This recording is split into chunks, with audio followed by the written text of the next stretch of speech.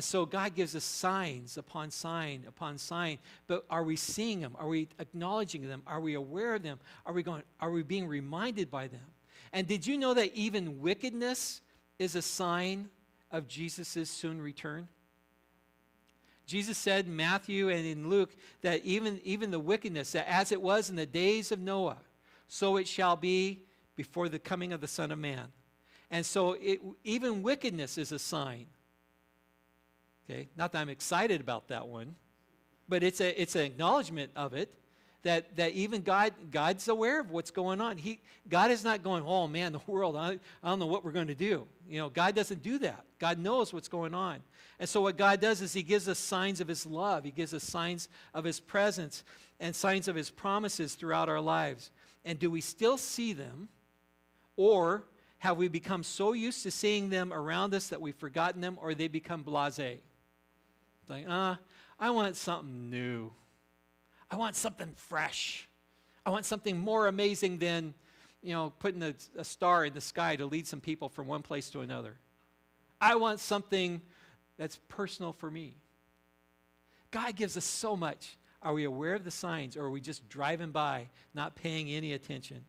And so, let me give you a few signs that God has given to people throughout the Scripture that maybe will trigger something in your mind. God showed the Israelites a few different things. In the Old Testament, he gave 10 plagues or 10 signs against Egypt in the book of Exodus, where God displayed that he was more powerful than any of the gods at that time in the then-known world that affected the Israelites at that time.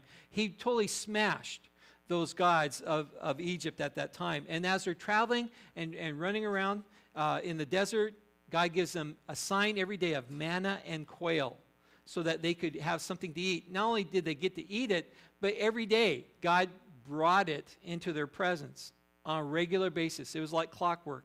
And then God took them through the Red Sea. He opened up the Red Sea. He delivered them from Pharaoh's army.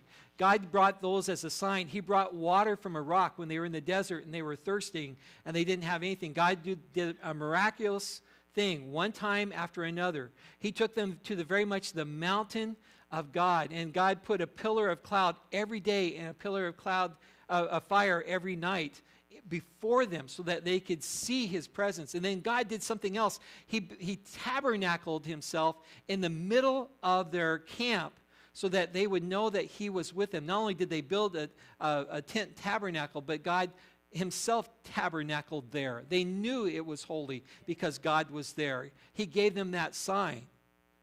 But after some time, the people took the signs of God's presence for granted. And they began to forget God and began to forget his promises, and they wanted something different. They wanted something more. And I want to remind you that God gives us an abundance of things to show us of his love, his care, his presence. And we need to not dismiss them. We need to remind ourselves of the preciousness of them and how that they still hold for us today. And they are still true, and they are still vibrant, and they are still for you as well as for me.